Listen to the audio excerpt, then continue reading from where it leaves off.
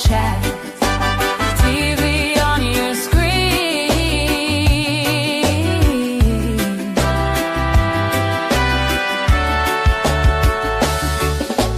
First call in, says we're winning by 5. Second one fuming about the ref last night. Mods in the chat, keeping everything clean. You drop your take, it's part of the scene. Jamie's back, another live stream. Comments flying like a dream. Type your thoughts, let it all be seen. Liverpool chat, TV on your screen.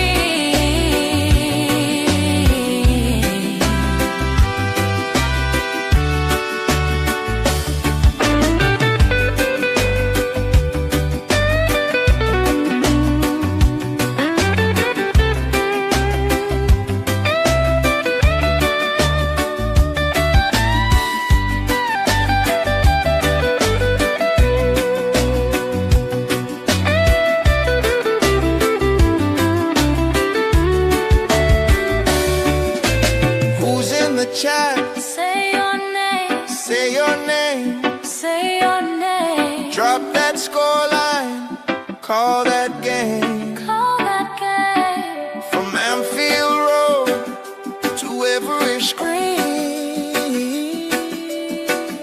we're all one voice. For one big team.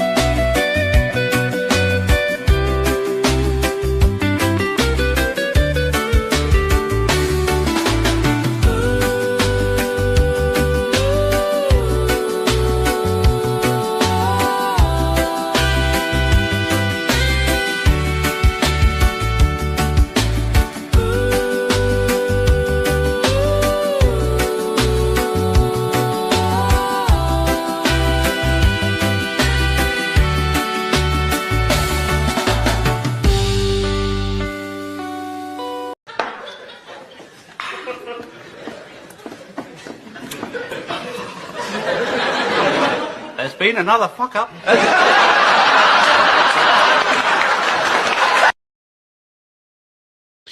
Yes, guys, good evening. Hope everyone is doing well. Welcome back to another show. Well, we're going to be looking at the blame game at Liverpool has started. Slot is blaming the size of the squad and pretty much the model that Liverpool run on. Richard Hughes looks like he wants out to go to Saudi. FSG blame Michael Edwards for not finding a multi-club team, and they've sacked that off as well. The hate game, blame game is going right now. So let's chat about it. Let's see what's happening with Liverpool. Hope you're all doing good, guys. Hope everyone in the chat is doing well and is blessed, and we're as well as we can be with our shit team right now. Let's face it. But big up the chat, man. I hope everyone is doing well. The poll is in the chat as well. What's the main issue at Liverpool? Is it Slot? Is it Hughes? Is it Edwards? Or is it everyone? And if you want to vote on that, just put 1 for Slot in the chat, 2 for Hughes in the chat, 3 for Edwards in the chat, or 4 for everyone in the chat, and that will get your vote in. But big up everyone here. I hope you're all doing good. Let's go through some of the peeps in the house right now. Hope you're all doing good, guys. 5 FSG. We're going to come to them. There's a reason I didn't put them on the board. This season is a big failure. Team don't have balance. It doesn't. Yeah, big up all you guys on the chat. Hope you're all doing good. Big up Tone. Jamie, I tapped out with Slot months ago. And the board basically said no matter how bad the results, Slot's job's safe. I was done for this season. Big up Tone. Big up Kickers in the chat as well. So all the comments about training at Liverpool makes sense. Virgil saying lack of training time, etc. No wonder our players look done after 70 minutes. Yes. Be Eddie in the chat as well. Best way to solve this is just get rid of the manager because he's around. Nothing is going to change. Correct. Even Chiesa came back eventually because he ain't fit. Yep. And all he does is train apparently. So why is he not fit, man? Be up, Sean. Jamie talks of a meeting tomorrow. Keep your eyes out for the next few days. Very interesting. Edwards and Richard Hughes are part of the problem. I agree. They're all part of the problem right now. Right, let's talk about this training thing before I want to get on to what I want to really, the part of this blame game that's going around right now. And so there's been an inkling of news coming out that Liverpool don't train well. There's been a news that Liverpool only train 3 times a week and once a day. Remember under Klopp, I always thought Klopp overdid it a little bit in training. I think you can find a good balance, but sometimes Jurgen will get him twice a day, to train and stuff like that. But at least we were fit, man. At least we were fit. Be up, man. Scratch with Hamza. At least we were fit back then, unlike now. But there's a lot of news and rumours coming out at the moment. I can't remember his name on Twitter. Is it something real? Chris? Is it Chris Wilson or something like Chris Williams? Chris Williams, looks like he's got a lot of inside knowledge, was talking about training. Virgil making his comments about training the other day as well. And then news coming out today that from some sources saying Liverpool only train 3 times a week. We have noticed it ourselves as fans that our players don't look fit at all. They can't play twice a week. They can barely play once a week. How do you struggle playing with the intensity you do against Galatasaray at home, but then can't a few days later still find that same intensity against Brighton? It's a fitness issue. Slot keeps making excuses of it. We can't play twice a week. Why can't we play twice a week? I guarantee you right now, if a new manager came in today, the first thing he'd say is none of the players are fit. That'd be the first thing he says. Whoever comes in. Gerrard coming in as an interim, Alonso coming in, getting a job, whoever it is that comes in. Say Slot got sacked today, new manager came in tomorrow. By Friday, when all the players came back from international duty, the first thing you would say after a game is, these players ain't fit enough. And they ain't, man. This team is not fit. We have got no legs. We can't play once a week, let alone twice a week. We struggle. Virgil's comments, I think, were quite damning on that fact. I believe it's Chris Williams, his name. He's come out and said some things about training as well, which sounds quite bad as well. And there's an obvious issue. There is an obvious issue about our training and the way Liverpool train because we can't run. This team, it's now like the 23rd of March. Liverpool should be at their sharpest. We should be sharp. We should be fit. We should be mentally fit and well, and we should be physically fit. We're not. We can't run. We play 45 minutes and we're dead. We can't play a 90-minute, like the only 90-minute game we played at full tempo was probably the Galatasaray game. And then a few days later, we can barely walk against Brighton, let alone run. That's a fitness problem, man. It's a massive fitness issue. Our fitness levels are terrible. And I always said it, Jurgen, we were very fit under Jurgen as a team. But I always said it, I think sometimes he did a bit too much overtraining. As I said, he trained them sometimes twice a day, let alone once a day. And I think sometimes the players got a bit heavy-legged because of that. So you got to find a good balance. But my God, we are so bad at the moment. Absolute team that's knackered. The fact that James Milner ran more than all of our midfield combined on his own, he's 40 years of age, tells you everything you need to know about our football club right now. They're not fit. A 40-year-old man, I don't care how fit James Milner is and how good James Milner is. We all love him, yeah. But a 40-year-old man should not be able to outrun for 90 minutes against three midfielders all in their early 20s and mid-20s. Shouldn't happen. Shouldn't happen in any job, in any way of life. But the only reason that happens is because the 40-year-old footballer is far better and far fitter than the midfielders we have. It's as simple as that. Team's not fit, man. And that's all down to the coaching. At the end of the day, Slot is a coach. And coaches' job is to get them fit. That's their job. Be up back in the chat. How was the Madrid derby? I hope it was good. The Madrid derby was good. I know you was at the Madrid derby. Big up Bruno in the chat as well. Slot is digging his own grave by not using a bigger squad. Yeah, no, I remember you, man. Big up, man. The players are unfit and don't play for Slot. Exactly. Get the likes up. Jamie, they called back from training once and they reached their training peaks. That is, it's disgusting. Rumours are of fraud watching Ajax yesterday. It's crazy, man. Big up HK. How you doing? The crucial thing is the players have shown they're capable of doing it, just not consistency. That comes down to fitness, first of all. Exactly. Exactly. And I don't know what's happened. Look, last season, what happened last season, guys? What was one of the reasons we fell off last season? What was one of the reasons we fell off last season? We weren't fit at the end of the season. We was all dead. We was all completely gassed. All the players were dead on their feet. We were limping over the line because we had no fitness.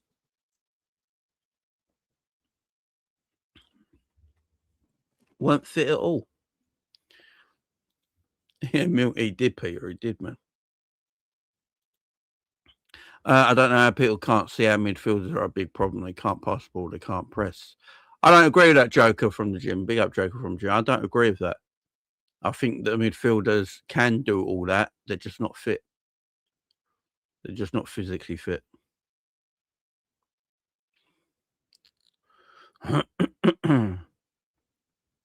Yeah, they're just not physically fit enough to play. Fitness is a massive issue with our team. You can see it. All Chiesa does is train. That's all he does. Chiesa every single day of the week trains, but he's been sent back from Italy because he's not fit. You know, not fit at all. That tells you everything you need to know. How's a man that trains all the time not fit?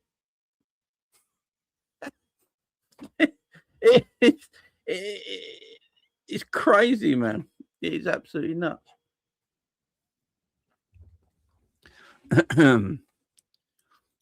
Jamie having a monster at night is more consistent enough, performing well in back games. Be up, X. So what you're basically saying is, living it up, watching the good stuff and smoking the good stuff, winning big. Oh man.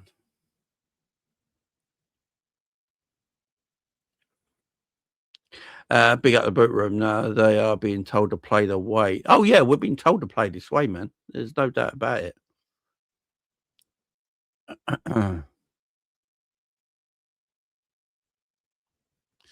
See, I disagree with that. I disagree with this notion that McAllister and Gravenberch can't pass the ball. I completely disagree with this narrative. Because I've seen Gravenberch and McAllister both pass the ball brilliantly. Absolutely fantastically. Casado can't pass for shit, but a lot of Liverpool fans want Casado in our team. I'm sorry, I don't agree. I need to see Liverpool. I need to see them better players in a better system. Because it worked under Slot, under Klopp, when we had our brand new midfield, because all the injuries we got in Klopp's last season, we still finished on 82 points and finished third with that new midfield of McAllister, Szoboszlai and Gravenberch. So you just got to put them in the right system. You got to make You got to put them in a situation that helps them. We don't have the capabilities. What is that noise? We don't have the capabilities of passing the ball because we have no shape. That's the problem. I keep saying this about our team, man. We have zero shape. I will wait to see. I need to see these players with a different manager before I make my final determination on whether they're good enough or not. Because at the end of the day, this midfield last season did win the Premier League. The year before that, in their first season at Liverpool, and their first time for two of that midfield to play in England, we finished third in the Premier League on 82 points and won a League Cup with a shitload of injuries to important players. I just feel like that's what I'm saying.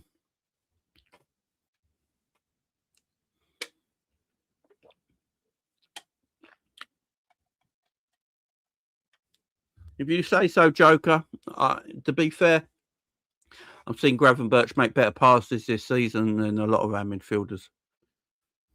And it depends what you mean by good passing. What does everyone mean by good passing? This is the question I've wanted to ask for a while now. What does everyone mean by good passing? Do we mean breaking the lines with their passing?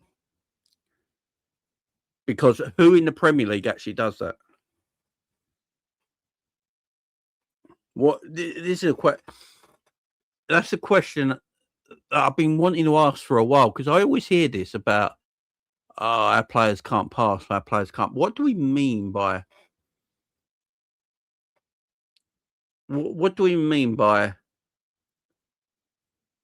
good passers? Because everyone can pass the ball, but there's different ways of passing. Yeah. So there's this belief that McAllister is a good line breaking passer. He's not. That's not what he's good at all. He's not a good line breaking passer at all. But neither is Gravenberch, because that's not Gravenberch's game. But they can pass. Do you know we bought in the summer to make the line breaking passes? Do you know who we bought in the summer to be that creative passer? Florian Wirtz. Why is Florian Wirtz not getting all the shit? Why is Florian Wirtz not getting all the shit?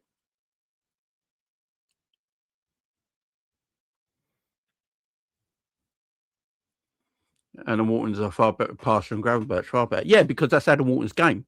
Adam Walton is a passer, but the rest of his game is shit compared to Gravenberch.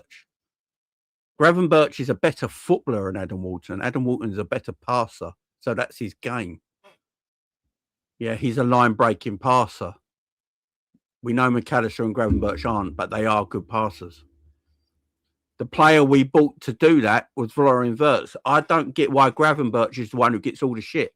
I've never understood this from Liverpool fans till now. I don't get it. Gravenberch is the one that everyone slags off. You know, although last year, as the DM for Liverpool, he won Young Player of the Year in the Premier League. And we was all talking about him being the best DM in the league. All right, that's what we were talking about, right? And he's got I just don't get it. I think Gravenberch gets too much shit, man. I really do. I don't get it. I really don't understand the hate on Gravenberch when you got a £115 million player is a flop. And let's just say how it is. Florian Wirtz is a flop this season. He was brought in to do the passing that everyone wants him. Everyone wants Gravenberch and McAllister to do.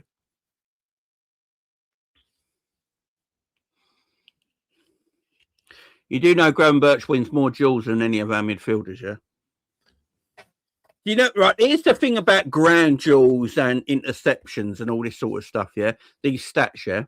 So, if I'm an opposition player right now, who am I going to target more in the midfield for Liverpool, Gravenberch or McAllister? I'm going to target McAllister because McAllister's got no mobility.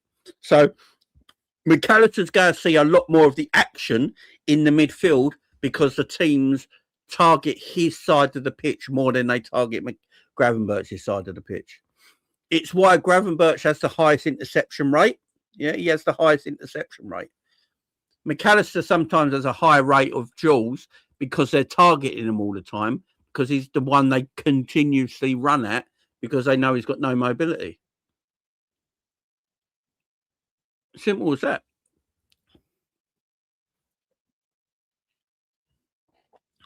Simple as that.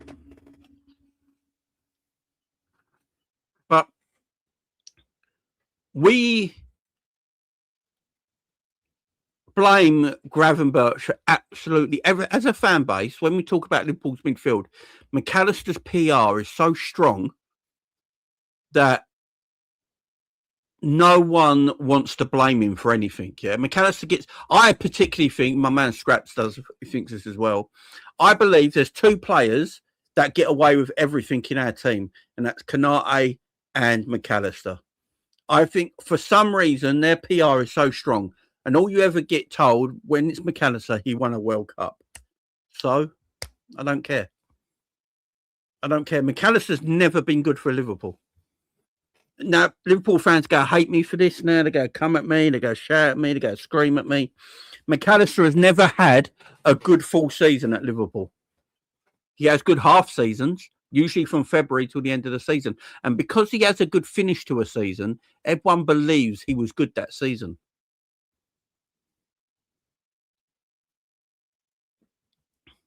You know what I'm saying? Everyone, because McAllister finishes his season well, yeah? So McAllister, yes, last season, finished the season really well. So everyone believes he was excellent last season. He wasn't. He was shit up to about January, February. You know what I mean? He was crap. In Klopp's first year, he was getting run past at will. He was getting run. Like, I think people forget this. He was quicker in the first season he was at Liverpool than he is now. And in the first season at Liverpool, he was getting run at like people were just walking past him all the time. But everyone go, oh, he's McAllister, he's good on the ball. I've never seen McAllister make a world-class pass.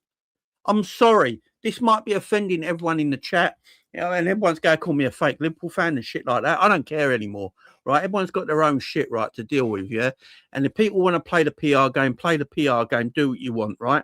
If everyone's saying our midfield is shit and it's shit, let's talk about it properly. Let's have a realistic discussion here. McAllister has never been good for Liverpool in a full nine-month season. He hasn't. He has good ends to season. Everyone just believes he was good. It's like so you're going out for dinner, yeah, and you eat your pudding last, yeah? The last thing you eat is your pudding, yeah? And your pudding's always nice because who don't like a pudding, right? And then after it, you go, oh, that meal was actually quite nice, wasn't it? Because the last thing you remember is your pudding. But in reality, the starter and main was dog shit, but you don't remember it because the pudding was so nice. That is Alexis McAllister. He's just a big dessert.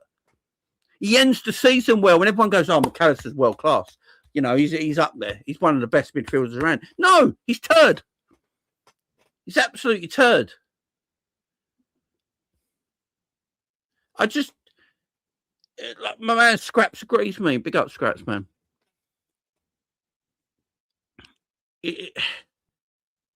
No, I'm hungry. There is a problem. Like Joker's saying, we're going back and forth here, but I do agree with Joker. Our midfield needs work. I'm not sitting here delusional with the fact it don't. I just want to see some of these players that get a lot of grief, like the Gravenberches of the world, with a new manager. And this is not me just sticking up for Grav. I'd rather keep Gravenberch over McAllister. Do you know what I mean? That's who I'd rather keep. I would rather keep. Let me know in the chat. You might disagree with this, guys, because people might be McAllister fans. If I had to choose Gravenberch or McAllister to keep next season, I'm choosing to keep Gravenberch every day of the week. One, he's a little bit younger. And two, there's parts of his game that I actually prefer to McAllister's. And when we're talking about passing, I've seen Gravenberch this season. And people might call me a liar here or whatever, yeah? But I've actually seen this season Gravenberch play better passes than Alexis McAllister from midfield. I just have. He makes better runs on the ball. He's better on the ball than McAllister, running with the ball. You know, he's got a pretty decent long distance shot. McAllister's a good goal scorer, and he's clutching the box. I'm not going to disagree with that. But to get McAllister in them situations, yeah, to get McAllister, this is another thing as well, guys.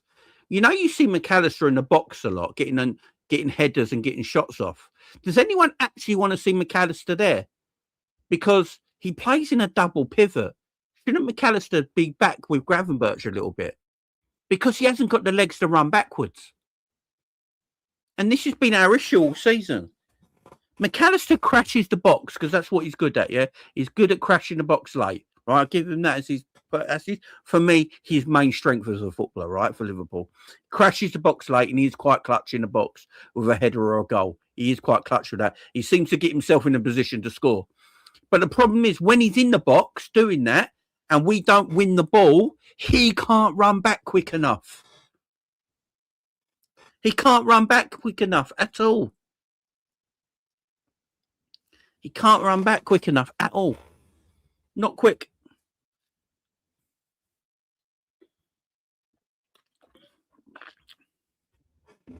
I really do believe if you get a more solid and defensive-minded midfielder next to Gravenberch, I think you get more out of Gravenberch next season than you do out of Alexis McAllister.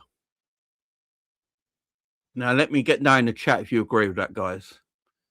Obviously, you don't have to agree with me, guys. This ain't an echo chamber. You can have your own, you know, Jamie, you're talking bollocks and all that. That's perfectly fine. I just feel like if we got a more defensive-minded midfielder that's just going to sit back and loves to do that job of just defensively sitting back and mopping up and getting tackles in and moving the ball, you know, constantly, I think it frees up Grav to be a better player than he is now, showing that he is now.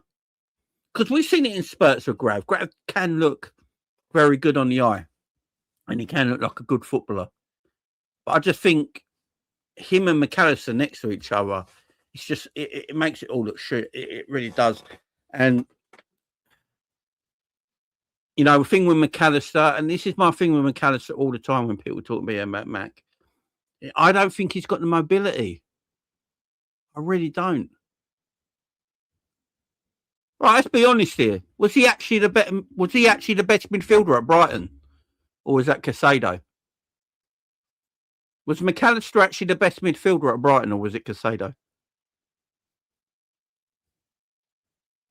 Because we did try and buy one before we bought the other.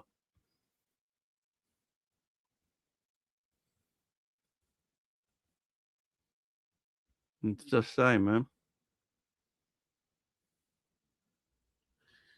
Just saying. I'm just throwing it out there. Was he the better of the midfielders at Brighton, or was it Casado?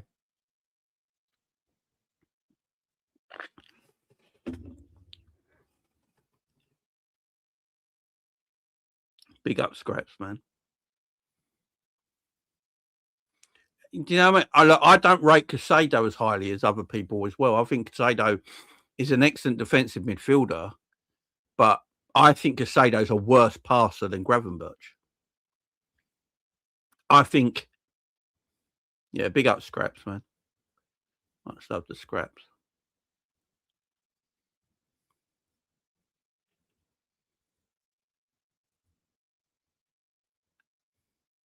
McAllister needs to be stronger in challenges. So, look, Gravenberch does as well. I'm not going to... Gravenberch pushes out of challenges too much for my liking, you know, and that's been an issue in our midfield. But again, I don't think that's Gravenberch's,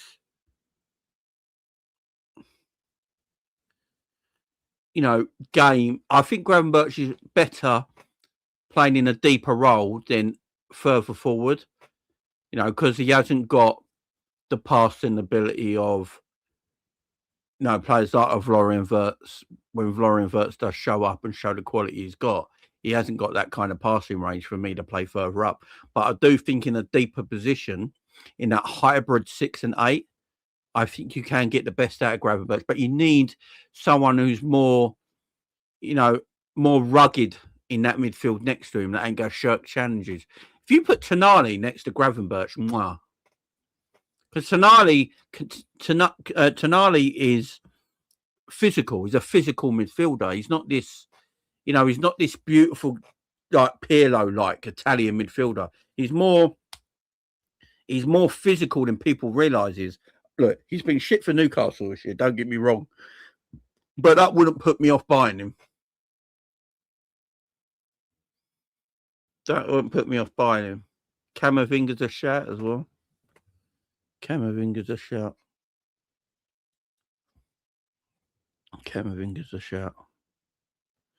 I like Camavinga. My only problem with Camavinga is his injuries, guys. That's my only problem with Camavinga.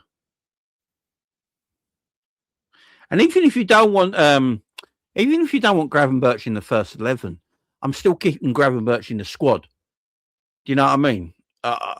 I'm still keeping Grav in the squad. I'm not letting Grav go because he's a very, very good player to have in your squad. He doesn't have to be first team. You need to move on sometimes. If you want to get 2 midfielders in, if you want to get Tonali and Walton in, fine. Play Tonali and Walton as a double pivot. Grav sits bench. I'm perfectly fine with that, guys. I really am. But I wouldn't sell Grav. There's more upside for Liverpool in the next 2 years keeping Gravenberch than there is McAllister, in my honest opinion. Some people hate Grav and they prefer McAllister again. That's what you prefer. But, I'm the one with the microphone talking right now and my channel, and I'm just telling you what I prefer, guys. Like Scrap says, Anderson's perfect, yeah? Do you know what I like about Anderson that goes so under the radar? He keeps everything ticking. And I think in today's football, that is something we don't acknowledge enough. Midfielders that just keep the ball moving. He doesn't stop on it. He doesn't kill the ball. When you watch Anderson play, and this is why I think Man City and Man United are looking at him in their midfield, because he just keeps the ball moving.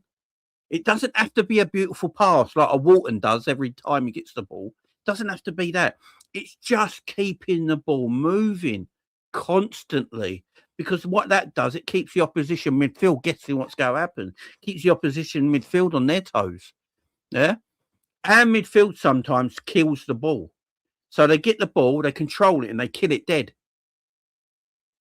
What Anderson does, and this is why I rate Anderson highly, and maybe it goes a little bit under the radar, because he's not that, he hasn't got the sexy pass of Adam Walton, the beautiful through balls and stuff like that. But he just keeps everything moving. I think that's why I honestly think that's why Anderson might play for England coming up in this World Cup more than Walton will. Just because of his ability to get the ball, keep it moving, keep it going, keep it moving. And I like that kind of midfielder. Yeah, Stiller does that as well. That is a shout. Stiller does that as well. I like them kind of midfielders. Why do you reckon Trent went into midfield in an inverting role as well? This is another thing. What is that? Bibbing. Irritating me. This is another thing as well with, the Gravenberch, McAllister midfield and the Szoboszlais and all that. Even under Klopp had Trent inverting into midfield because he was a better passer than everyone in midfield and kept the ball moving. Remember when Trent went into midfield and went into that midfield area? He weren't always looking for the Hollywood pass. Trent just kept moving the ball. Just kept moving the ball. Gets the ball, doesn't kill it. The ball keeps moving. The ball keeps rolling.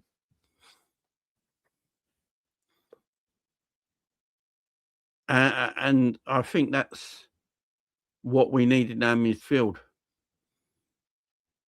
So yeah, I'd keep Gravenberch, and I'd let McAllister go, I'd bring in Anderson personally for me. So if I was going to do it, I'd let McAllister go and I'd let Endo go, and I'd bring in Konate and Anderson. There would be the two midfielders I'd bring in the summer from the Premier League. I'm not looking outside the Premier League. I don't want some players that, you know, might settle down and stuff like that. I'm not dealing with that this summer. I'm buying Tonali and I'm buying Anderson, and I don't care what it costs. I think you put Tonali and Anderson in midfield now. I'd keep Gravenberch. I'd keep Curtis Jones. I'd keep Trainioni, and I'd let McAllister and Endo leave. And that would be my midfield. That'd be my midfield. I like Anderson a little bit more than Walton. I just think Anderson's a bit more physical than Walton, and that's why I rate him. I think Walton's a fabulous footballer as well. There's no hate for me on Adam Walton. I know a lot of guys, you guys in the chat like Walton. The reason I just go a little bit for Anderson, a little bit more, just because he's a bit more physical. And I think he's got a bit more of an engine. The one thing I would say about Walton, my only issue of just buying Adam Walton in the summer is that his mobility is quite similar to McAllister's. It's quite similar to McAllister's. And I'd sit there and wonder if anything's actually going to change. Where I think with Anderson, he's more mobile. He moves well, he's physical, and he can keep the ball moving. So that's why I would just go for Anderson above him. But the other player I would go with, if Liverpool could do it, if West Ham get relegated, I'm all over Fernandes at West Ham. I think this guy is good, man. I think he's a good player. 21 years of age, I believe. Matheus Fernandes. Get me Matheus Fernandes from West Ham. Apparently, he's got a relegation clause of 27 million if West Ham go down. I'm all over that every day. Again, I think Matheus Fernandes is a good player, man. We need good midfielders. I think Matheus Fernandes is one of them. And Wirtz next season needs to be the Wirtz that we saw in Germany. If we get the wide players that helps him out. If that's the case, players like Walton's, Anderson's, is my computer making that ding? What is my computer making that ding for? Is it every time you vote? Is that what it is? Is that ding from every time someone votes in the chat? I'm not sure. Yeah, your Fernandez's. I'd get them all in, man. I'd get them all in. Honestly, guys. Szoboszlai and Gravenberch, you keep all day long.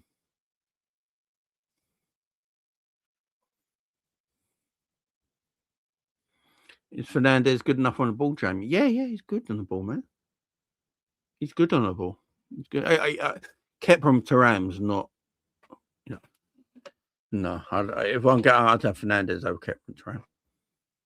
Yeah, just get these players in. I'm telling you, Fernandes, your Andersons, your Waltons, your Tonales, you keep your Szoboszlais, you keep your Wirtz, you keep your Gravenberches, and then you've got a better midfield. Then there's no excuses. You've got a better midfield then. But for me, McAllister's not mobile enough, and I don't think he's as good as a lot of people say he is. And Endo, as much as I love Endo, you know, he's never going to play football. And let's face it, he's not good enough either. And I need to see Trainioni getting game time. Trainioni needs game time. Trainioni looks a player. I don't understand why Slot's not giving him game time. I really don't. But yeah, that was the midfield discussion.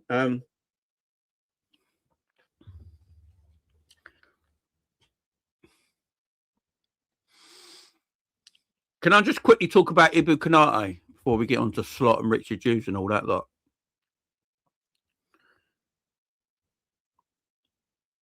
Ibu Konate, guys, as you guys know, I'm not his biggest fan. Yeah, and I do get slagged off for it a lot.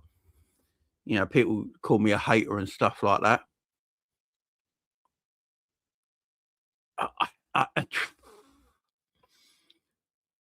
I don't know if Ibu is worth the money he's asking for right now. I go back and forward this a lot.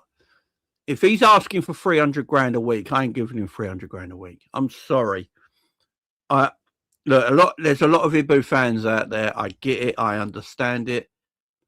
He has too many awful moments in a season. He has too many, man. And guess what? I'm all right with Virgil having a bad season this year because he's 34, right? I understand it, right? It's just he's not as a scrap set. His consistency is not good enough for me to be 300 grand a week. Look, Konate reminds me a lot of Upamecano. He really does. You know, a lot of Liverpool fans didn't want Upamecano because he made mistakes and he was erratic at times, yeah? Well, what's Konate? Konate's erratic and makes mistakes. Konate's in his 20s, all right? He's in his 20s. Konate's 27 yet, yeah, I believe. Konate should be at his peak now for the next few years. Konate at 27 to around 32 right now should be in his peak abilities. You look at Virgil, 27, 28 to where he was, peak abilities. This is where Ibu should be right now. He should be in his peak abilities as a centre-back at the age he's at. Can anyone, guys, let me ask you in the chat. This is an honest question on Ibu, right? Does anyone see Ibu getting any better as a centre-back in the next 2 to 3 years? Honestly, does anyone see Ibu being a better centre-back in the next 2 or 3 years? Remember, he's 27, yeah? So 28, 29, 30. Is he going to start performing at them high levels?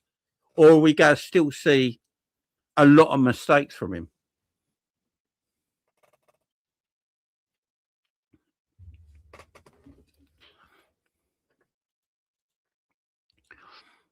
Maybe it's not to leave you, yeah.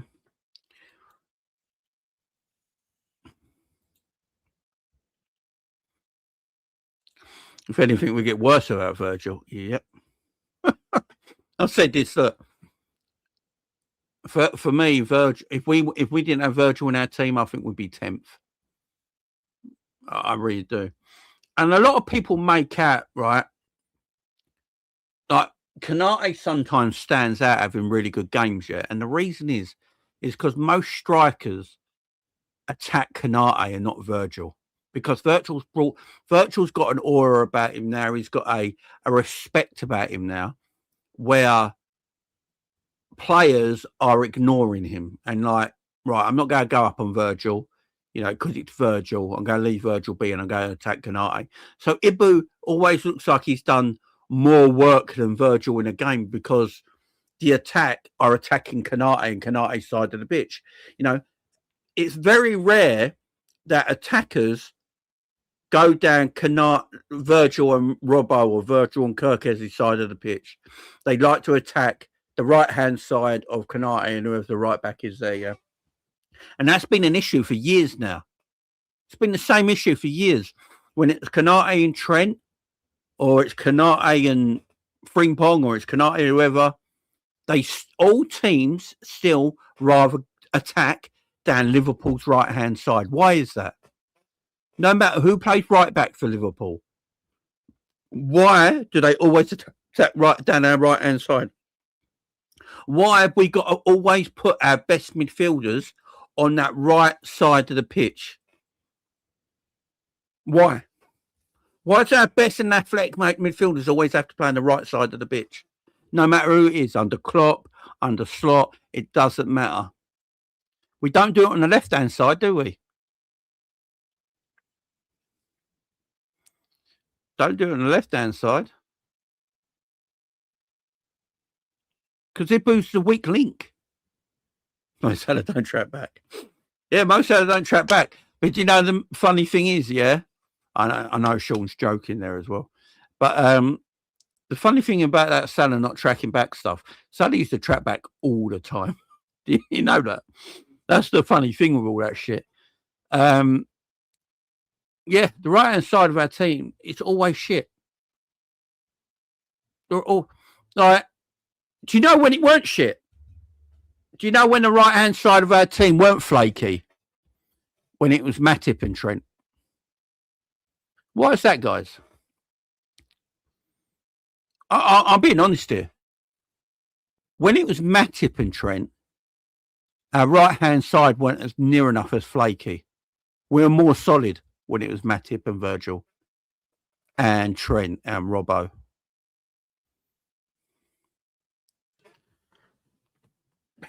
It's crazy to me. I swear. Now, I might be wrong here because the years go so fast, yeah, and everything molds into one. Or Kwanzaa and Trent in Klopp season. Yeah, big up Scraps again. Solid. Now, I might be going mad here because all the years go quickly, yeah, and you forget about the years and you forget about everything. And when you think it was actually 2 years ago, it's 5 years ago and all that. But I swear, as a Liverpool fan base, we only started talking about our weakness as a right-hand side is when Konate was Virgil's partner. I swear we didn't talk about Liverpool's weakness on the right-hand side when it was Matip and Virgil. I might be wrong there because the years go so quickly, so I might be wrong. But let me know in the chat because you guys probably remember better than I do. I've got a shit memory. But I'm trying to think of when, because I didn't do that much content, yeah. When it was, I don't think I did any content when it was Matip and Virgil as a back two. But I don't remember the conversations about Liverpool's weakness on the right hand side when it was Matip and Virgil, Trent and Robbo.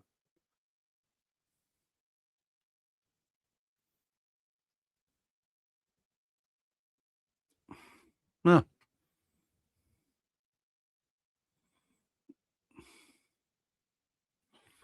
I'm just.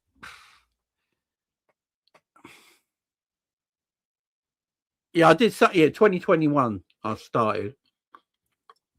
Oh, was Konate there then? Oh, I did. Yeah, 100%. Yeah, I'm just looking at my actual YouTube. You're right. I can't even remember Scraps. Scraps, I told you I can't remember shit. But I can't remember. I can't for the love of me remember anything.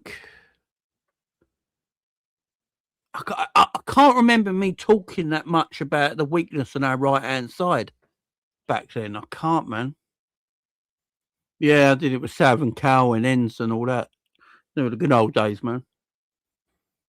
But Scraps, do you remember us talking about the weakness of our right hand side when Matip was there?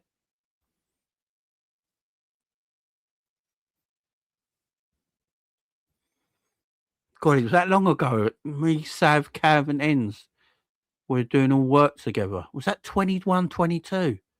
See, guys, years go fucking quick, don't they?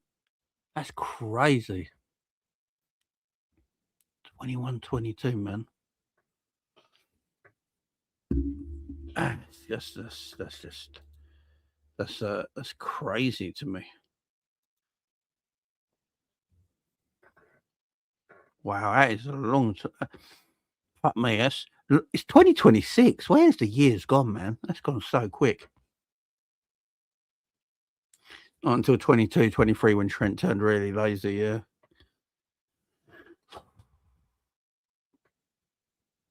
Am I going too far, guys? Am I going too far? Look, I think sometimes I probably am a bit out of order with some of these players and go a bit too far on certain players, and I criticise maybe too much. But the thing is that annoys me about here's the thing that annoys me about Ibu, yeah. The one main thing that annoys me about Ibu is that he's got all the physicalities and attributes to be a world-class centre-back. And that's what annoys me. You know, he's quick, he's big, he's strong, he's great in the air. You know, he's got all these abilities to be a world-class centre-back. And that's the thing that annoys me the most, because he's not. I don't care what anyone says. In my opinion, anyway, he's not a world-class centre-back. I don't believe he's a world-class centre-back. I really don't. I just... Kill me if I'm wrong, guys. Does anyone believe Ibu is a world-class centre-back? And the thing that annoys me about Ibu, and Scraps will see this as well, because he watches a lot of the same stuff I watch and we talk about it. Why is it always context put into place when Konate makes a mistake? That drives me crazy. It drives me absolutely nuts. When Konate makes a mistake, it's always a weird, I don't know. What is that noise? I think bibbing in my toy. Big up MHF, man, for the raid. Much love to you guys. Big up, people. Big up, big up, big up. There are not many centre backs better. He could be world class. He could be, Mr. Anderson. This is what I'm saying. He's got all the fundamentals to be a world class player, but he's not at the moment for me. And he's 27 now. He's going into his years where you feel like he should be world class. So let's talk that. Where Ibu is now, I think he's 27. Let me have a look. I want to make sure I'm getting Konate's age right here, because I don't want to talk bad on him if I'm getting it all wrong. How old's Konate? Konate's 26. He's 27 in May. So Konate will be 27 on the 25th of May. He was born in 1999. Does anyone believe Konate is going to be next season, and then for the next 2 seasons after that, top draw world class? If you do, then we should probably pay him the wages he's asking for. If we don't, then I think we should move on. Big up Mo and the Sam with the raid. Big up, boys.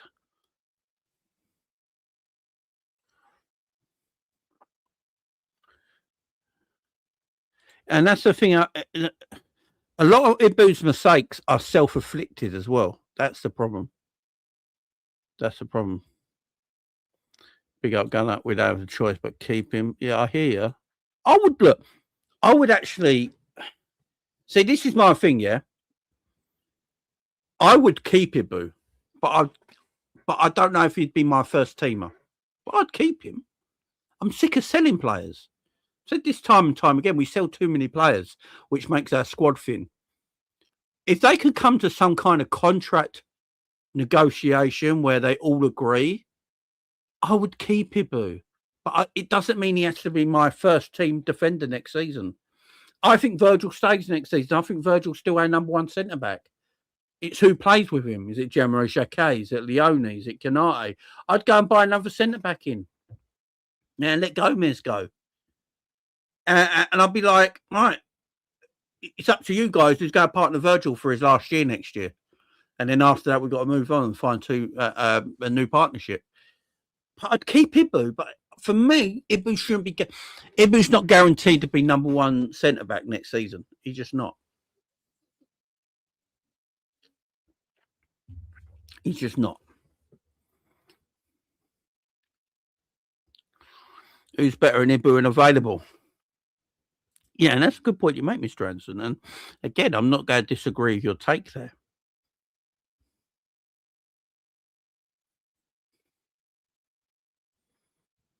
Let me check your chair. Don't want to end up like Cal. We have weak players all over the park. And again, look, another thing. Obviously, I can't no more, Katie. No, I can't. No. Konate got out jumped by Welbeck. He didn't even jump. We thought Kwanzaa was Ibu's replacement, but we found out quickly. I think Kwanzaa's a better footballer than Konate. Makuma. I don't know about yourself, man, but I think Kwanzaa is a better footballer than Konate. Kwanzaa's having a good time at Bayer Leverkusen. I watched the Arsenal Bayer Leverkusen game. My man Gunner here might tell you that or Guna there might tell you the same. I think he's an Arsenal fan. I'm not sure. I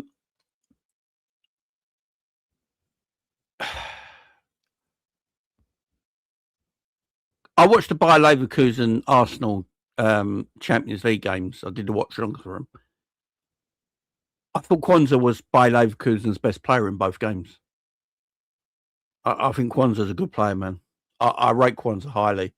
I don't think Liverpool wanted to get rid of Kwanzaa. I think it was a thing Kwanzaa wanted to do. I think did Kwanzaa pull out of England, duty?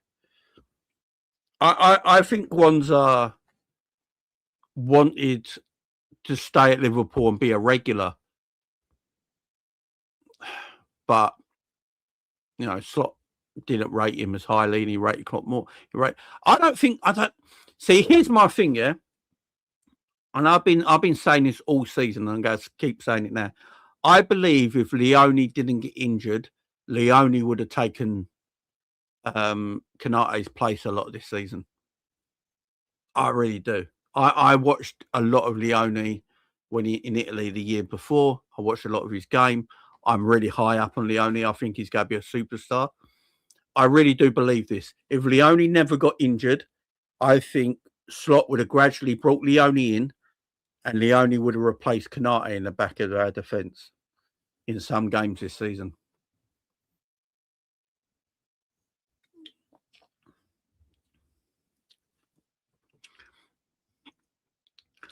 I actually think, Makuma, that I wouldn't be surprised if Kwanzaa came back. Maybe not this season, but the season after. Jean-Marie Jacquet.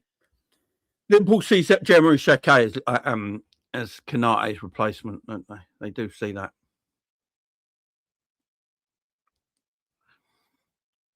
You know, I'm looking at everything right now at Liverpool. Yeah, I'm not just. We know about Slot and Richard Hughes, Edwards, and all that. We're going to talk about that in a minute. But I think we do need to look at some of these players and ask the question: are these players really good enough? Are they good enough?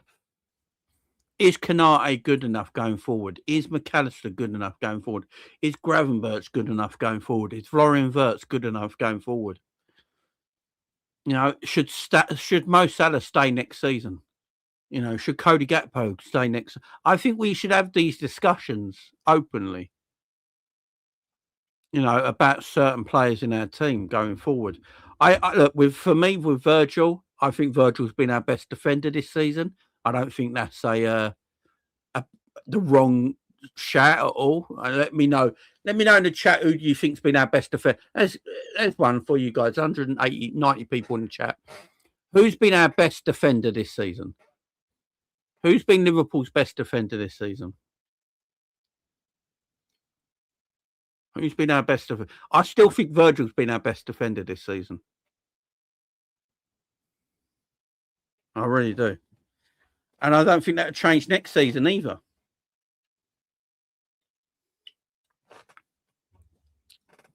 Yeah, Virgil easily. It's a Bosler, you know. None of them.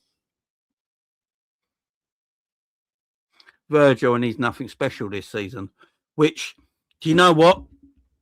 And that is damning. That's damning. Like everyone's saying, Virgil easily and Van Dijk, and he's nothing special this season. That's damning, ain't it? Now, this is why I'm saying we should have these discussions, because if we all believe Virgil has been our best player, our best defender this season, it's quite damning on people like Ibu. Should have Ibu stepped up more this season, guys? Here's a question I ask you.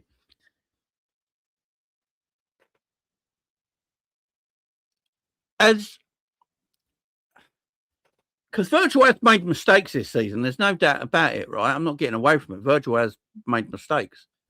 But should have Konate stepped up this season? Should this have been a year where Ibu stepped up to that level? Because Virgil is 34. You know, he's coming to the end of his career, right? Is it where we should have seen Ibu this season step up and show what he's about? This should have been the year, because Szoboszlai stepped up this season and showed everyone what he's about. He's one of the best midfielders in the league, if not the best midfielder in the league. He stepped up this year in a bad season. I can't, Szoboszlai is not blaming the system and how we play on his ability. He stepped up massively this year and showed the world how good he is. Yeah, Szoboszlai has been excellent. Yeah. So should Konate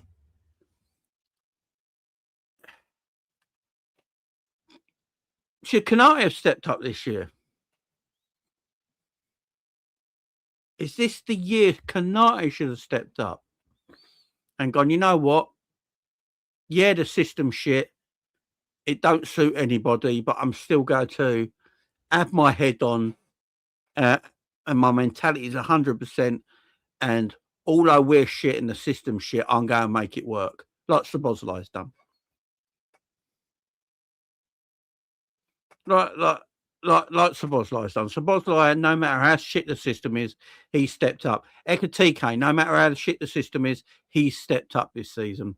His debut season, he's got 17 goals in all comps. He's probably going to end up with 20 goals in all competitions in his first season. He's going to get 20 goals. So Ekitike, no matter how bad the system, he stepped up. Szoboszlai stepped up. Rio, as a 17-year-old kid, when he's come in, he stepped up.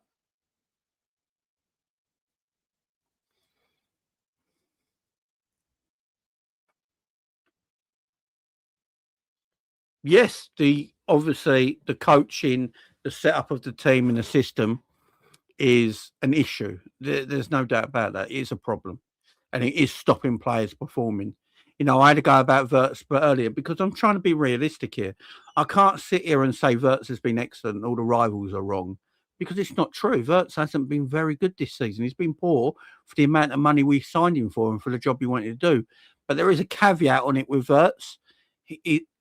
His kind of way he plays needs certain people in the team to enhance his ability, right? With Ibu, is it a system issue that Ibu can't win a header in the box? Is that a system issue?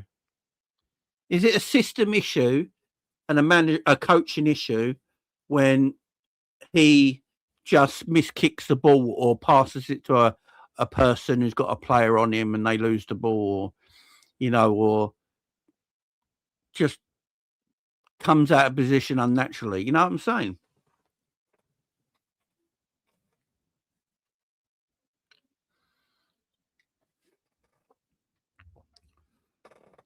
It's like the Brighton game here. Look at the Brighton game. In the Brighton game, all our defenders were shit, yeah? Apart from Kirkes. I think Kirkes had a good game, yeah? But I still think Virgil was better than Konate in the Brighton game. I think we all do, don't we? I think we all do. Virgil was far better than Konate in the Brighton game.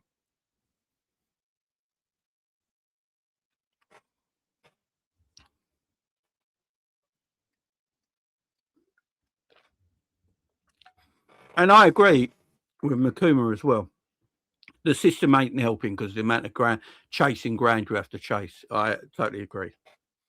But again, I can't blame him for the system when you're not winning the headers you should win and you're not passing properly. That's on Ibu himself. But other things you can blame the system of because of the amount of space around him.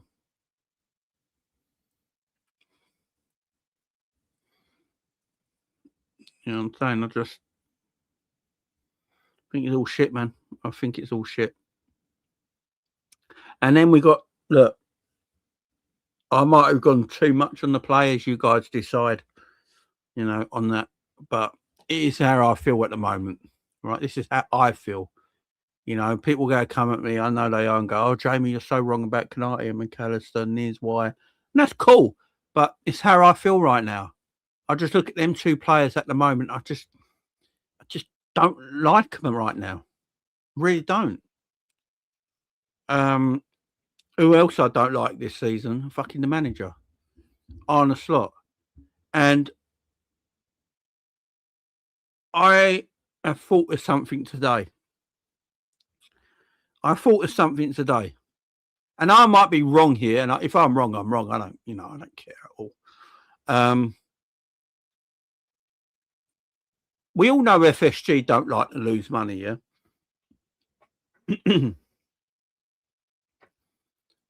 We all know FSG don't like to lose money. But FSG are gambling on Liverpool getting Champions League next season under Arne Slot. At the moment, they're gambling. They're looking at the table. They're looking at the data, and they're probably going, right, Liverpool will get more points than Chelsea by the end of the season and get fifth spot. That's probably what the data's telling them. They're looking at the teams they got. We got to play Chelsea still yet. So they're probably looking at it and going, you know what? With the points we got to get this season, we'll probably get more points than Chelsea. We're a couple of points in front of them now. We'll probably end up getting in fifth spot, right? So it's a gamble. You could make this gamble a lot easier for yourself by getting rid of Arne Slot and getting a new manager in right now, giving him 7 games, and then he can plan for pre-season, because there is a World Cup coming, guys. And if they're letting Slot go in the summer, this is my issue with it. If they're letting Arne Slot go in the summer, we've got a World Cup, which means that manager will not be taking charge of anything till the World Cup is finished with all his players, which means he'll have no pre-season. Because by the time all the players come back from international duty and the World Cup and everything, and after their holidays, there's going to be 2 weeks left of pre-season, and that's all the new manager's going to have. So how's he going to bed in his tactics and his system in a couple of weeks in pre-season after a World Cup? It's not going to work, and we're just going to have the same issues that we got this year. If you go get the new manager in now, do it now, give them 7 games to bed in, understand who the players are and what the players are and what they can give you, and then you can plan for pre-season. Gives you plenty of time. Why are the owners not doing that? Is it 1 point, Ben? I thought it was 2. Big up, Ben, man. Why are the owners not doing that? Why are they not letting go of Slot? What is the reason? Why is Xabi Alonso not Liverpool manager now with 7 games to go? Why is Xabi Alonso not Liverpool manager right now? Why are we gambling on Arne Slot to get us into the Champions League? Why are we gambling with that? The players don't look fit. We know the players ain't fit. We now have heard rumours that we only train 3 times a week, apparently. I don't know if these rumours are true. Everything's with a pinch of salt. Virgil van Dijk made a massive claim about training the other day. There's something wrong with our training because we ain't fit. Why are they gambling on this manager still? Why? We could finish 6th. And that's massive trouble for us because we're in Europa League. We know FSG's model needs Champions League football every year. That's what FSG's model means. Champions League football year on, year out. Guys, we're sponsored by Adidas now. Do you think Adidas have got a thing in their contract where they want Liverpool to play Europa League? Or do they want them to play Champions? Or is their contract based on them playing Champions League year in, year out? We're sponsored by Google. Do you reckon Google wants us to be in Europa League? We've got all these massive sponsors. Liverpool bring out a new sponsor every single week. Like all these different sponsors. Do you reckon they want us to play Europa League football? It's about playing Champions League football. Now, here's what I'm thinking. There's 2 possibilities why we haven't changed anyone. 1, there is a rumour that Alonso can't join a club till the summer. That is the rumour going around right now. Apparently, there's something in his Real Madrid contract that stops him joining another club in Europe till the summer. And that's why Liverpool have not acted on getting rid of Arne Slot and bringing Alonso in. Or 2, the other thing could possibly be that Liverpool don't want Alonso and the manager they want is not available. They're the only 2 options I can think of, guys. Nothing else right now why Slot would still be in the job. Because Alonso's doing nothing. Alonso's at home you know, doing nothing, putting the Hoover over, doing the occasional dinner, maybe taking the kids to school, the occasional museum trip, the weekly shopping. Xabi Alonso's doing nothing, yeah? He's sitting on his arse at home, right? Why haven't Liverpool gambled yet and gone straight for him? Is it the rumour that is heard out today that Madrid have put a hold on him till the summer? So Alonso can't join Liverpool. Liverpool might want Alonso. That might be the whole. This might be the whole thing. We're going to see in the summer, because if Alonso does become Liverpool manager in the summer, we know it's because he did have that thing in his contract where he couldn't go. If Liverpool don't hire if Liverpool don't hire Xabi Alonso in the summer, and they keep Arne Slot, you know for a fact the manager they want is not available. You know he's not available.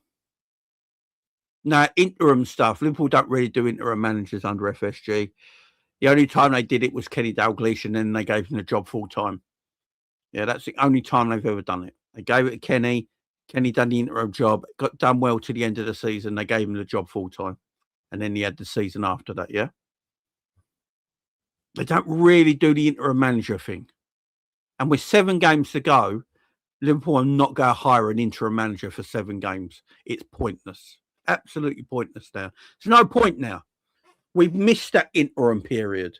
There is no point now getting an interim manager in for just 7 fucking games. It's a pointless endeavour. You might as well either keep the Slot or sack Slot for 7 games. Simple as that. But I've been wondering this today. I've been sitting there today thinking about this. Why are they gambling? This ownership are gambling that Slot gets us into Champions League. We have lost 15 games this season, guys, in all competitions. 15. We have lost 10 Premier League games. This is awful. This is shit. If we lose, say we lose both legs to PSG, that's 17 games. Say we lose to Man City in the quarterfinal, that's 18 games. Are we going to lose more in the league? Maybe. We could possibly lose 20 games in all competitions this season. 20. Can you imagine we got to 20 games in all competitions we lost and he's still got a job?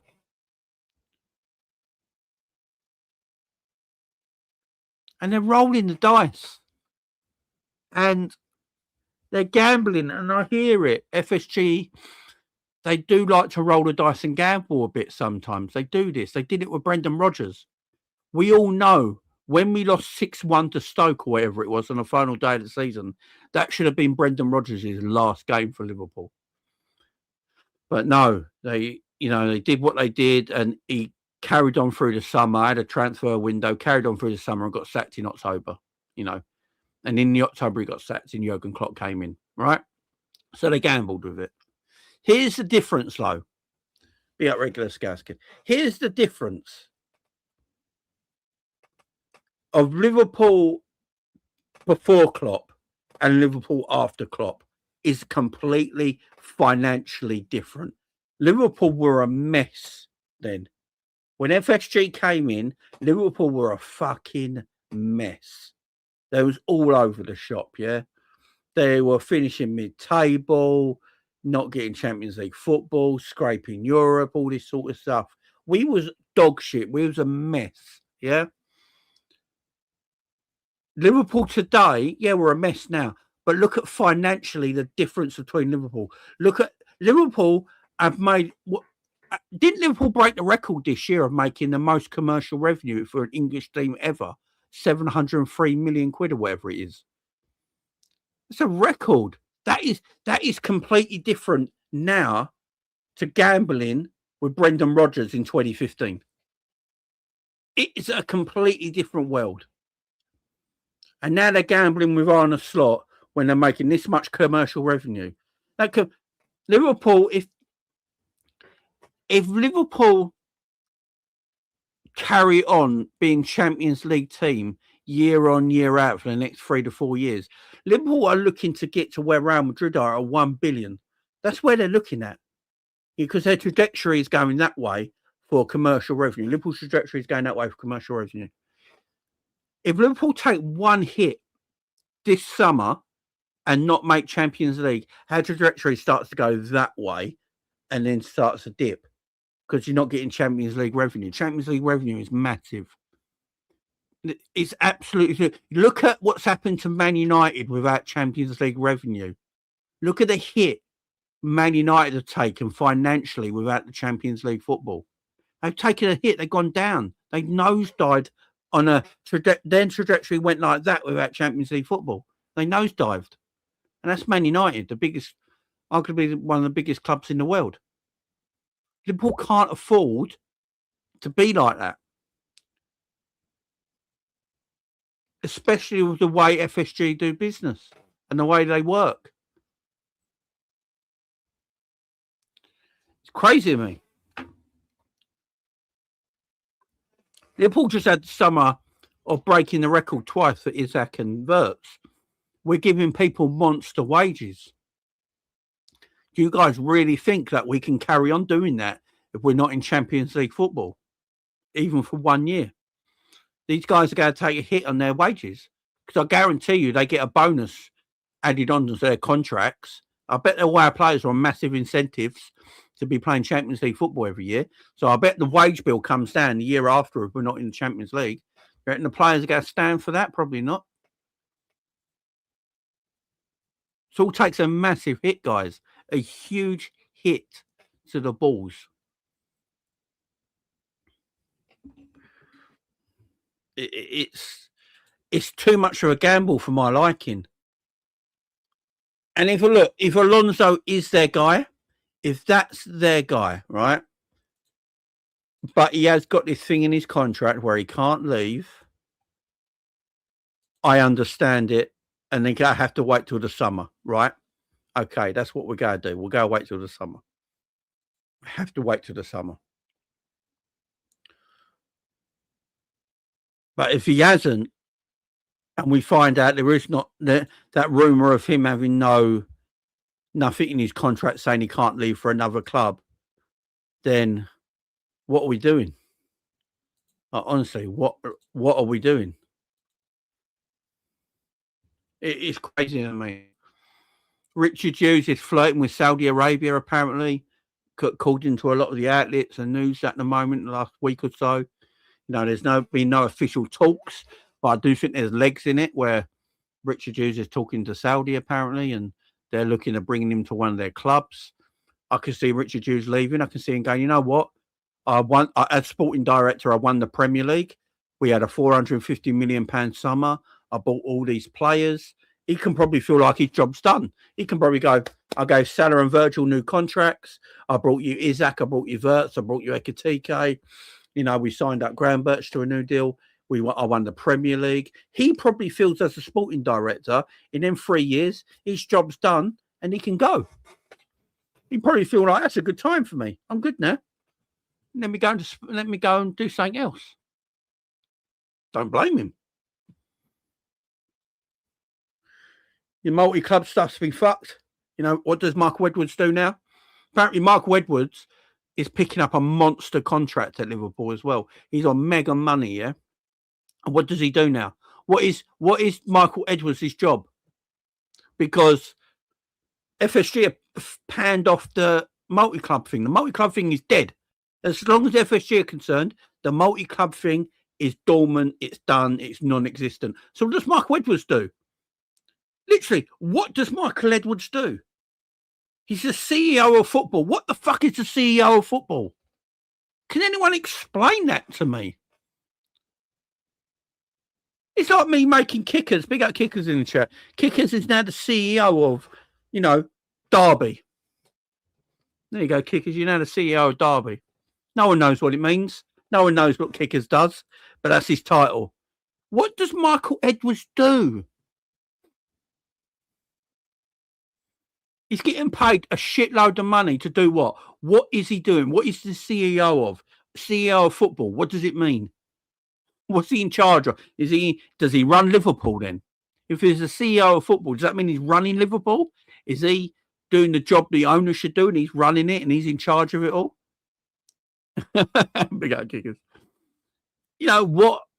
What's he doing?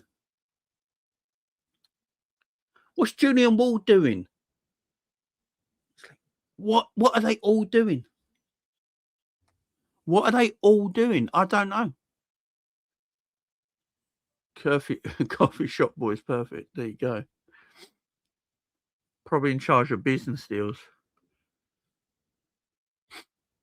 I don't think he would be, Ben.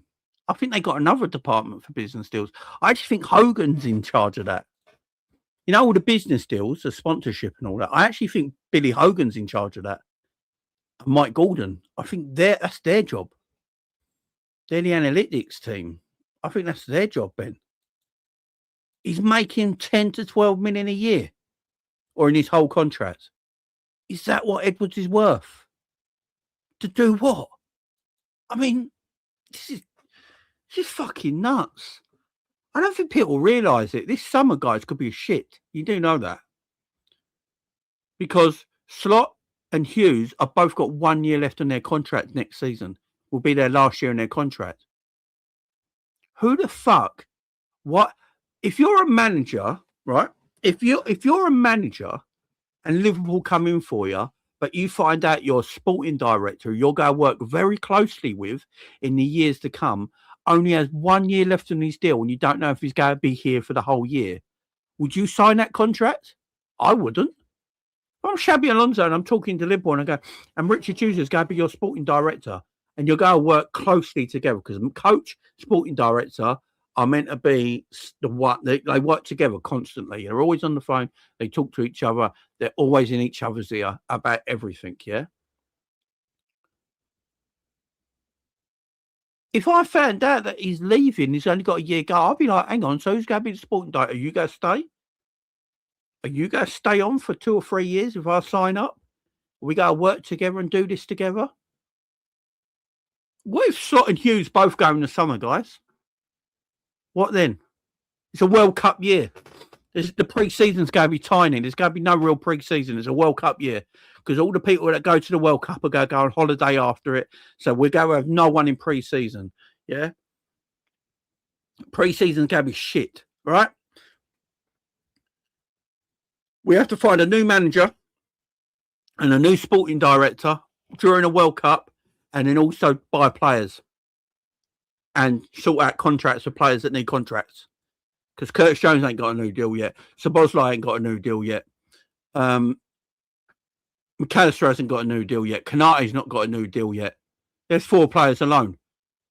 We got to get a manager, a sporting director, buy new players and give them guys new contracts in one summer.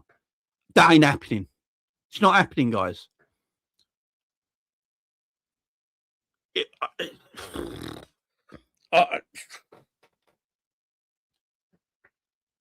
For me, it's time Richard Hughes up to a 3-year deal. This might not be a popular thing with people. I hear it, yeah. But for me right now, he is our sporting director and Richard Hughes is probably doing work now for the summer. They probably got players lined up now that they want to go and buy in the summer, yeah? Just give Richard Hughes a new deal and sack Slot and get a new manager in. Get Xabi Alonso in and he can work with Richard Hughes for the next 3 years, buying and selling players and building the new Liverpool, right? Because we've got too much work to do. And I know Richard Hughes is not everyone's favourite, guys, but if Richard Hughes and Slot both go in the summer in a World Cup year, it's going to be so difficult to do anything next season. You might as well keep Richard Hughes for at least another year or 2 and sack the manager. Because the way we do business now as a football club, guys, the sporting director is in charge of everything. He's buying and selling and giving new contracts.